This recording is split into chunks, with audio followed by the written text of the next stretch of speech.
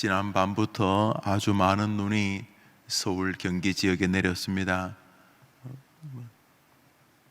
관계 당국에서 제설 작업을 하겠습니다만 오가는 길이 많이 미끄럽고 또 빙판이 된 곳도 있습니다.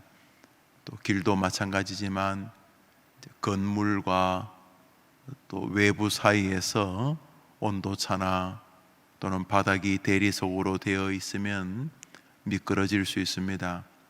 우리 교회 입구가 한 예인데 밖에보다 문과 입구 사이가 훨씬 더 미끄러우니 자세를 좀 낮춰서 조심스럽게 이동하시고 낙상하지 않도록 주의하시기를 바랍니다. 우리 교육자분들은 1층 또는 지하로 내서 미끄러지지 않도록 강구를 좀 해 보시기를 바랍니다. 지금 나가셔서 그렇게 하시기를 바랍니다. 2절을 한 번 더 읽겠습니다. 2절을 읽읍시다. 너는 모든 정결한 짐승은 암수 7씩, 부정한 것은 암수 2씩을 내게로 데려오며, 성경에서 정결한 제물, 정결한 짐승을 제사의 예물로 쓰라 이렇게 하시면서 부정한 것은 이렇게 만지지 마라. 당연히 제물로도 쓸 수가 없는 것입니다. 그러나 부정하다, 정결하지 않다 이런 말 자체가 별로 좋은 말이 아니니까 하나님께서 과거에 죄를 지어서 에덴 동산에서 인간으로 인해서 망가진 것이 어쩔 수 없지만은 지금 이 창세기 7장은 주님께서 진노하셔서 노아 가족을 제외한 인류를 비로 심판하시려는 바로 그 순간입니다. 그래서 하나님께서 정리하는 김에 싹 정리하시고 의로운 사람으로 보이는 노아 정도 남겨두시고 아담과 하와를 에덴에서 처음 만드셨던 것처럼 그렇게 리셋 하시면 되지 않는가. 어차피 인류와 온 세상을 심판하시는 순간이니까 에덴 동산에서 아담과 하와를 처음 만들 때 깨끗하게 만드셨고 또 그들이 비록 그 이후에 범죄했지만은 그 전까지는 하나님이 보시기에 좋으시고 또 인간 자체가 당신의 형상을 닮아 심히 기뻐하셨다고 하신 것처럼 다시 한번 이렇게 정말 말 그대로 그레이트 리셋을 다 온 세상을 다시 처음부터 시작하시면은 이 부정한 것, 다시 말해 정결하지 않은 것은 싹 없애고 정결한 것들만 가지고 새롭게 시작하시면 안 되겠는가? 우리는 그런 생각을 하게 되지 않습니까? 그래서 2절이 내심 불편합니다. 너는 모든 정결한 짐승은 암수 7씩 이렇게 노아 방주를 열어두면 암수 7씩을 들어오게 하라 이런 말이죠. 그런데 부정한 것은 암수 2씩, 뭐 하려고 부정한 것을 방주에 실으시는가? 어차피 싹 멸망하실 건데 여기 우리의 인생의 거룩한 숙제와 하나님의 뜻이 있습니다. 하나님은 인간의 심성 안에 있는 깊은 부정한 것이 주님 앞에 가는 날까지 병행된다는 것을 아셨던 것입니다. 우선 그 의로운 사람 노아가 술을 먹고 그 집안에 셈, 또 함, 야벳, 셈, 야벳, 함의 자녀들이 일정한 긴장을 갖게 되는 모습을 우리는 그 뒤에 보게 됩니다. 노아가 당대 의인이었지만은 무슨 일인지 술 취한 추태를 자식들에게 보이지 않습니까? 그로 인하여 함의 가문이 큰 진노를 받게 되지요. 차고 올라가면은 아버지가 술을 드시지 않고 그래 벗은 몸으로 자녀들에게 좀 꼴불견한 모습을 안 보였으면 함의 집안도 크게 낭패를 보는 일이 없었을지 않겠습니까? 이 말 안에, 인간의 거룩한 심성 안에 거룩하지 않은 저 성경을 보면은 부정한 것이 존재한다는 것을 알 수가 있습니다. 우리는 이 본문 안에서 이제 남과 내 자신을 정직하게 보게 하는 모습을 생각해야 합니다. 우리 안에는 이렇게 거룩한 요소가 있죠. 이렇게 새벽에 나와 눈길을 뚫고 예배하고 아침에 졸린 잠을 깨우면서 영상으로 예배에 동참하는 이런 일들이 참 거룩한 일이죠.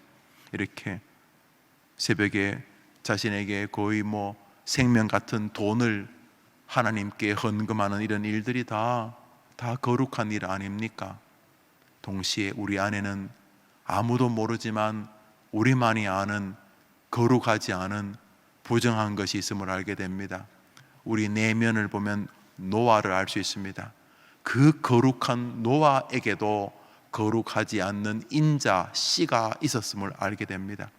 동시에 우리의 관계도 마찬가지입니다. 교회라고 해서 거룩한 사람들만 존재하는 게 아닙니다. 하나님은 이 땅에서 거룩하지 않는 사람들이 존재할 것을 이미 심판 전후에 보이셨습니다. 오늘자 날주입니다. 에스라서입니다. 에스라서 7장입니다. 구약 성경 에스라 7장입니다.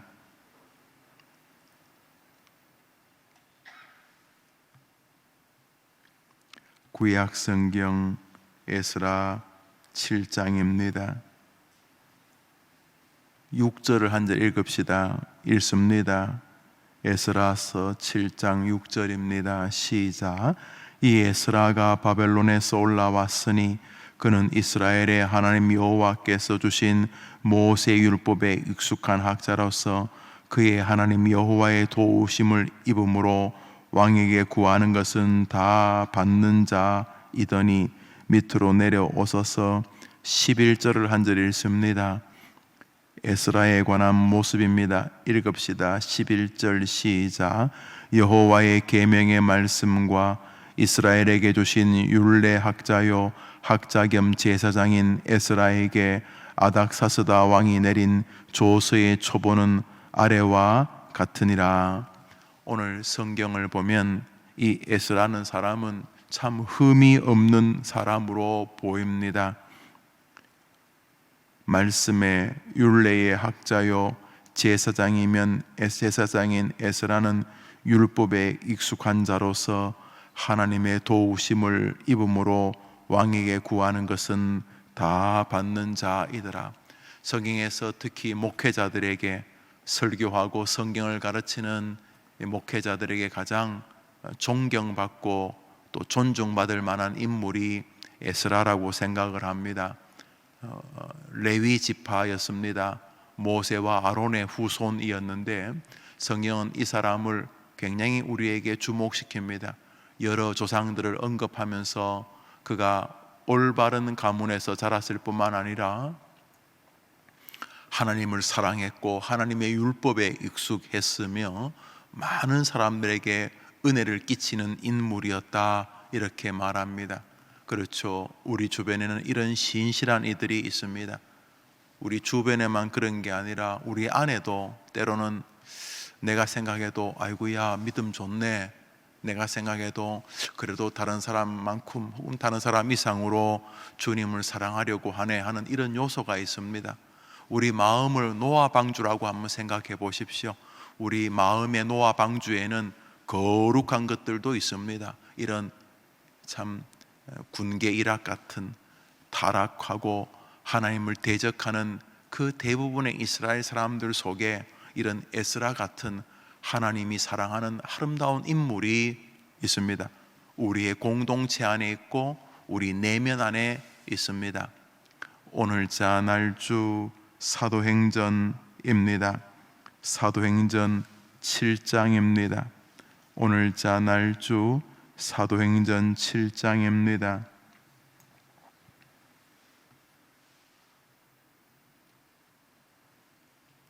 오늘자 날주 사도행전 7장 57절을 보겠습니다.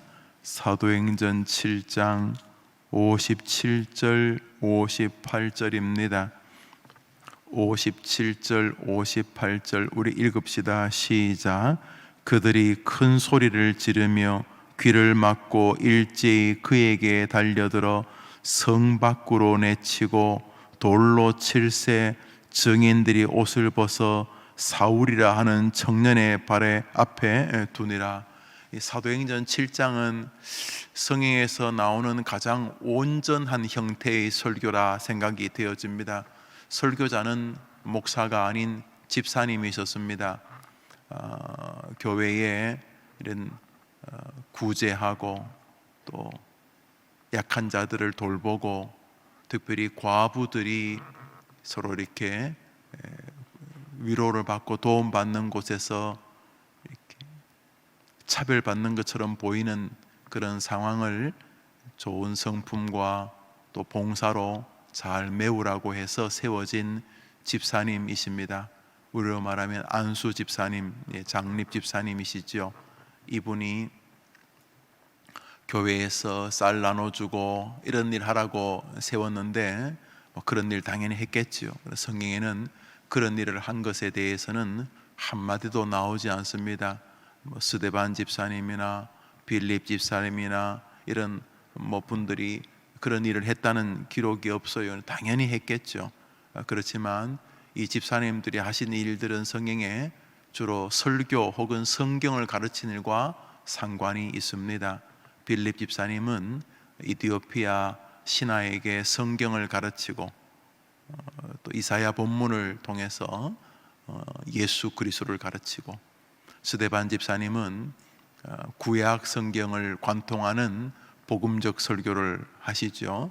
결국 그 설교가 미치는 영향 때문에 사람들은 스데반을 좋아하기도 하고 또 반대로 스데반을 굉장히 싫어하게 되기도 하였습니다. 자, 이렇게 이 스데반 집사님이 설교를 할 때에 일련의 사람들이 스데반 집사님을 향해서 괴성을 질렀고 그들의 흥분되어지자 스데반 집사님을 돌로 쳐 죽이게 됩니다. 그때 돌로 쳐 죽인 수많은 사람 가운데 한 사람의 이름을 성경이 뚜렷이 기록하고 있는데 그의 이름은 사울이었다, 이렇게 말하고 있습니다. 그러니까 믿음의 공동체 안에 에스라 같은 그런 아주 훌륭한 말 그대로 귀하고 정결한 하나님의 사람이 있는가 하면 이 믿음의 이 주변의 이 공동체 안에는 이런 스데반 집사님을 이 돌로 쳐 죽이는 그런 전혀 거룩하지 않는 혹은 하나님을 향하여 죄악스러운 적대적인 존재도 있다는 것이죠. 그것은 교회 공동체만 그런 게 아니고 우리 내면 안에도 그렇습니다. 우리 내면 안에도 하나님을 정말 사랑하고 말씀을 정말 사랑하는 에스라형의 어떤 심령이 안에 있습니다. 우리 안에 말씀을 사랑하고 기도하고 복음을 증거하려고 하고 그리스도인답게 살고 그리스도인답게 죽고 싶은 그런 마음이 분명히 존재합니다. 동시에 우리 안에는 하나님을 향하여 대적하고 지금 이 일련의 무리들처럼 하나님의 말씀 듣기를 싫어하고 돌로 쳐 죽이기까지는 않더라도 이 설교 듣기를 싫어하고 성경을 읽기를 싫어하고 그 말씀이 주는 분명한 지침을 불편해하고 혹은 저항하고 대적하고 하는 이런 요소들이 우리 안에 존재합니다. 문제는 하나님께서 그것을 1차적으로 용납하셨다는 사실입니다. 여러분 잘 한번 생각해 보십시오. 어차피 심판할 건데 이제 곧 싹 쓸어버릴 텐데 뭐 하려고 노아 방주에 부정한 것을 싫게 하십니까? 아주 없애버리시지. 그냥 정결한 것들만 실으시지. 어차피 다 죽여버리실 건데, 어차피 다 싹 멸망시킬 건데, 그래서 다시 한번 컴퓨터로 치면 포맷을 하고 완전히 리셋을 하고 처음부터 다시 시작하는 그 장소에 하나님은 부정한 것을 두기를 기꺼이 승인하셨습니다. 그런 면에서 우리는 믿음 생활할 때 내가 동의하기 어려운 형태를 가진 사람들과 사는 것을 피해서 안 됩니다. 아니, 어떻게 저런 인간이 교회에 나오나?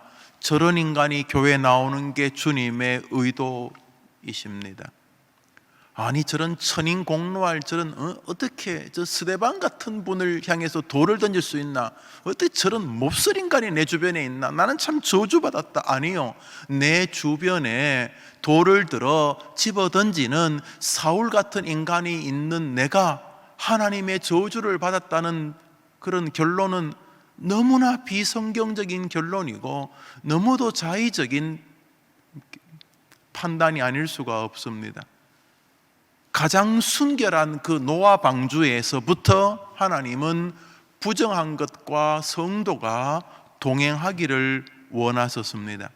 그렇기 때문에 나의 약함을 보는 것을 보고 박수 칠 필요까지는 없지만 내 안에 있는 부정한 약함은 나로 하여금 하나님의 더 기쁘신 뜻을 상고하게 하는 재료가 되어야 합니다. 왜 노아 방주에 부정한 것을 담아두셨을까? 내 자신을 돌아볼 때 그것은 나를 쳐서 복종시키고 나의 믿음을 감히 교만하지 못하도록, 나 대단한 사람이야 이렇게 하지 못하도록, 교만은 패망의 선봉이요 거만하면 넘어짐의 앞잡이니라. 우리 성도들이 패망하고 넘어지지 않도록 주님은 우리 안에 우리의 약함의 존재를 그대로 승인하셨습니다. 이것은 우리의 인간관계와 세상을 볼 때도 마찬가지입니다. 왜 여러분의 남편은 완전해야 되고 왜 여러분의 부인은 부족함이 없어야 합니까? 왜 여러분의 자녀는 세상 최고의 자녀여야 되고 왜 여러분 주변에는 여러분을 좋아하는 사람들만 있어야 합니까? 그렇다면 전혀 성경적이지 않다는 것을 알 수가 있습니다. 그런 사람 아무도 없겠지만은요, 우리는 우리 주변에 전혀 동의하기 어려운 사람들과 버무려 살게 하시는 주님의 뜻을 인정해야 합니다. 우리는 우리 주변에 우리를 향해 돌을 던지는 사울에게도 하나님의 뜻이 계시다는 것을 알게 됩니다. 사울이 누굽니까? 사도행전 뒷장에서부터 나오는 로마서를 기록하는 하나님의 사람 바울입니다. 사울이 누굽니까? 그 뒤에 나오는 고린도 전후서 갈라디아서를 기록하게 하신 하나님의 사람입니다. 사울이 누굽니까? 내가 이방인을 구원하기 위해 선택한 나의 뜻이라고 말하지 않으셨습니까?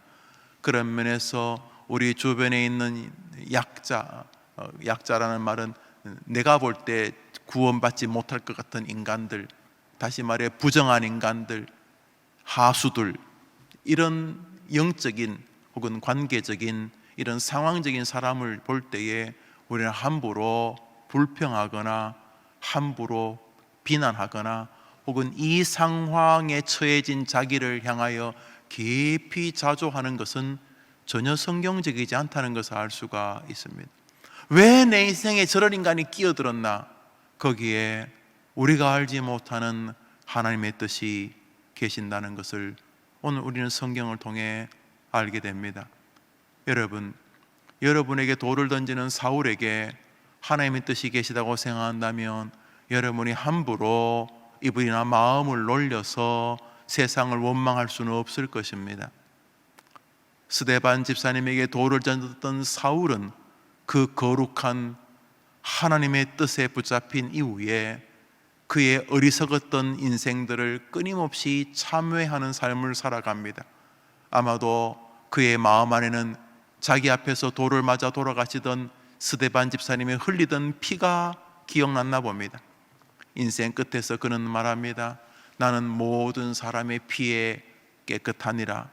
이것은 자기 면죄부를 주는 것이 아니라 예수 그리스도가 그의 심령을 사로잡았다는 사실과 함께 모든 사람의 피에 깨끗하다 이런 말하는 말 안에는 스데반 집사님을 돌로 쳐 죽였, 그에게 피 흘려 죽었던 장면이 하나님께 부름받았던 바울에게 일평생 동안 거룩하지만 부끄러운 짐이었다는 것을 느끼게 하지 않습니까? 우리는 하나님의 뜻을 다 알지 못합니다. 설교하는 이 목사조차도 왜 노아 방주에 부정한 것을 실으셨을까 싶은 생각이 설교하는 지금도 들지 않는 것은 아닙니다. 그럼에도 불구하고 내가 의심하거나 내게 의문이 드는 게 뭐가 그래 중요합니까? 하나님의 말씀이 중요하지. 그런 면에서 우리는 우리 곁에 있는 부정해 보이는 사람들과 동행하게 하시는 주님의 뜻을 인정해야 합니다.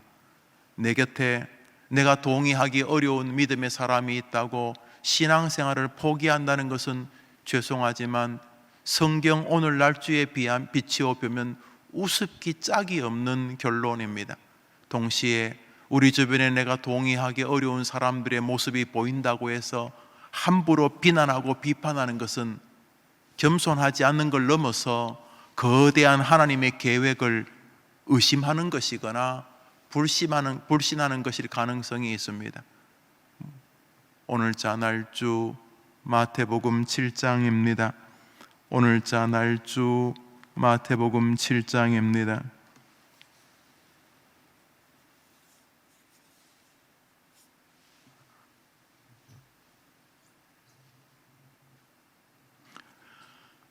(1절과) (2절을) 읽읍시다. 시작. 비판을 받지 아니하려거든 비판하지 말라. 너희가 비판하는 그 비판으로 너희가 비판을 받을 것이요 너희가 헤아리는 그 헤아림으로 너희가 헤아림을 받을 것이니라. 그 뒤에 계속 나오는 그 형제의 눈 안에 있는 티끌, 자기 눈 안에 있는 들보 이런 이야기를 쭉 나옵니다. 여기 그런데 비판하지 말라 하는 이 말입니다. 특별히 이 비판의 대상은 사람입니다. 그래서 여러분, 사람에 대해서는 판단을 계속 뒤로 보류하는 게 좋습니다. 아주 훌륭한 습관입니다. 개, 돼지, 닭은 저 돼지가 윤기가 있네, 저 개는 어떠네 이렇게 평가할 수 있죠. 그러나 사람은 잘 모릅니다. 그의 외모가 그 사람의 전부인지, 그 사람의 현란한 말솜씨가 그 사람의 실력인지 우리 잘 모릅니다. 또 반대로 더듬거리는 저의 말투가 좀 투명하지 않은 저 사람의 눈빛이 저 사람의 전부인지 우리 잘 모릅니다. 그래서 우리는 함부로 사람을 비난하거나 비판하는 일에서는 조금 주저하는 것이 옳습니다. 무엇보다 남을 비판하지 않아야 될 이유가 성경에는 두 가지인 것을 알게 됩니다. 첫 번째로 우리 자신의 본 모습 때문에 그렇습니다. 한국 속담에 묻은 개가 묻은 사람을 욕한다 이렇게 해서 내 코가 석잔데 남을 평가냐, 네 몸에 똥이 묻었는데 남에게 흙 좀 묻었다고 욕하는 거 우습지 않느냐, 이렇게 해서 우리가 남을 비판할 때에 내 자신을 정직하게 보지 않았을 가능성을 성경은 이야기하죠. 너가 죄인인데 다른 사람에게 뭘 말하겠니? 강도질하고 다른 사람에게 피를 흘리면서 도둑질 정도가 아니라 폭행을 하고 쓰러뜨리고, 그래서 돈을 뺏은 강도가 소매치기 보고 도둑놈이라고 말하고 꾸중한다면 이상하지 않겠습니까? 그래서 남을 비판하는 것은 기본적으로 하나님 앞에서 자기에 대한 정체성을 너무 과도하게 우호적으로 본 것이라는 거죠. 결국 교만하다는 것이죠. 그래서 남을 비판하는 일은 주의해야 합니다. 왜냐하면 내가 하나님 앞에서 비판받을 만한 인간이기 때문에. 그러나 보다 근본적인 것은 하나님의 뜻을 우리가 잘 모르기 때문입니다. 하나님의 뜻이 어디 계신지 잘 모르기 때문입니다. 중요한 것은 우리가 살면서 의로운 사람들하고만 살게 하지 않으셨다는 사실입니다. 그 거룩해 보이는 노아 방주 안에도 부정한 것이 있었습니다. 그건 우리 안에도 마찬가지입니다. 우리 안에도. 그래서 어떤 그리스도인이라도 그의 신앙이 깊어지면 자기 자신에 대해서 겸비해집니다. 뭐 익은 곡식이 고개를 숙인다, 뭐 이런 뜻일 수도 있겠지만은, 신앙이 깊어진다는 말은 성경이 조금 더 본질적으로 이해되어진다는 것이죠. 성경이 조금 더 본질적으로 이해되어지면 어떤 결과가 초래됩니까? 성경의 그 풍요로운 세계와 성경을 이해하는 우리 자신 사이가 너무 벌어져 있다는 것을 알게 됩니다. 뭐 처음에 성경 공부 좀 하면서 성경을 좀 알아가고 그렇게 하지만, 시간이 지날수록 성경의 그 거룩한 세계와 앞에 서 있는 우리가 너무도 많은 간격을 가진 존재란 것을 알게 되고, 성경을 보면서 믿음이 깊어진다는 말은 성경을 많이 안다는 의미라기보다는 성경과 내 자신 사이가 너무나 많은 간격이 있다는 것을 알게 되는 것이죠. 알아가면 알아갈수록 우리는 좀 자기 자신에 대해서 이렇게 긍정적이지 않고, 자기 자신에 대해서 자꾸 이렇게 나쁘다는 부정이 아니라 자신의 한계를 조금씩 더 인지하게 되지요. 실력이 없는 사람하고 뭘 하면은 내가 뭘 잘하는 것 같은데, 실력이 월등한 사람하고 뭘 하다 보면은 야, 나는 수준이 어떻게 이렇게밖에 안 되나, 이렇게 느끼게 되는 거죠. 그러니까 믿음의 세계가 그런 것이죠. 살아가면서 우리 안에 있는 괜찮은 요소보다 부정한 요소들이 더 정확하게 보이게 되지요. 그러므로 우리는 함부로 다른 사람을 비난하는 일에 동참하는 것을 주저해야 합니다. 그러나 보다 본질적으로, 겸손을 넘어서 더 본질적으로 하나님이 우리 곁에, 또 우리 안에 연약한 것, 거룩하지 않은 것을 두신 이유가 계심을 알게 되어지면서 우리는 좀 더 주의해야 되죠. 복된 아침입니다. 우리가 살면서 무결한 사람들하고만 살면 얼마나 좋겠습니까? 인격도 탁월하고 성품도 뛰어나고 태도도 그렇고 말만이 아니라 행실이, 또 그의 지갑이 끊임없이 주님과 이웃을 향해 있는 그런 좋은 사람들하고 만나면 얼마나 좋겠습니까? 그렇지만 세상에 그런 사람들만 가지고 살게 하지 않으셨습니다. 동시에 그런 사람 안에도 약점을 두셨습니다. 그래서 우리로 하여금 더 하나님을 바라보게 하고, 동시에 그런 모습을 보고 반추하고, 그런 사람을 보고 내 자신을 돌아보게 하셨습니다.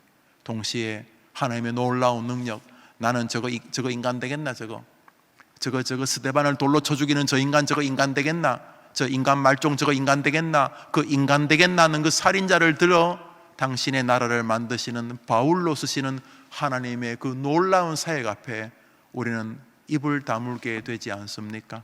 거기에는 우리의 겸손함도 있지만 신락 같은 우리의 소망도 일어나게 됩니다. 저런 부정해 보이는 저런 사울 같은 인간을 통해서도 하나님이 놀라운 역사를 하신다면, 하나님이 원하시면 나도 쓰임받을 수 있겠구나, 이런 겸비함 속에서도 소망을 갖게 하시는 것입니다. 동시에 우리가 세상을 살면서 부정한, 거룩하지 않은 수많은 인간 무상들 중에서 상처를 받고 억울함을 받고, 스데반 집사이면 돌에 맞고 쓰러지고 심지어 목숨까지도 잃는 장면을 우리에게 기꺼이 허락하시는 이유는, 스데반 집사님이 그런 사람들에 의해 돌에 맞으면서 그의 영혼은 더 정결해졌고, 그는 평소에 보지 못했던 그 고난을 통해서 하나님이 자기를 위하여 하나님께서 벌떡 천상에서 일어서시는 장면을 보게 되지 않습니까? 그런 면에서 우리 곁에 다소 정결해 보이지 않는, 다소 좀 우리 입장에서는 신앙적으로 사회적으로 좀 억울하다고 느껴지게 되는 그런 종류의 사람들이나 환경에 우리가 처해지는 것 안에, 우리가 다 이해하기는 어렵지만 여전히 하나님의 뜻이 계시다는 것을 알 수가 있습니다.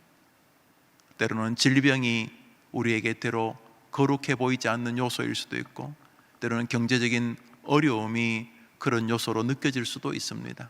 아, 하나님이 예수 믿는 나한테 왜 이런 일을 주셨는가? 노아 방주에서 그냥 아주 그냥 찬송 부르고 기도하고 뭐 그렇게 그냥 즐겁게만 살게 하시지, 왜 거룩한 노아 방주 안에 그 거룩하지 않은 것까지 담아두셨는가? 우리가 다 모릅니다. 그렇지만 아는 것이 있습니다. 여전히 그곳에 하나님의 뜻이 계시다는 것입니다. 오늘 여러분을 칭찬하고 여러분을 좋아하고 여러분에게 도움이 되는 사람들과 함께 사는 것도 즐겁지만, 그렇지 않아 보이는 사람들 속에서 출근하고 일하고 가르치고 배우고 먹고 사는 과정 역시 하나님의 놀라운 뜻이 있다는 소망을 가지고 오늘 하루 승리자가 되어지시기를 주님의 이름으로 축복합니다.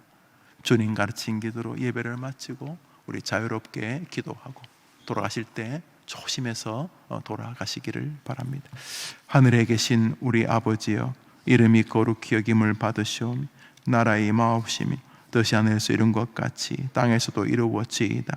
오늘날 우리에게 일용할 양식을 주옵시고 우리가 우리에게 죄 지은 자를 사하여 준 것 같이 우리 죄를 사하여 주옵시고 우리를 시험에 들게 하지 마옵시고 다만 악에서 구하옵소서.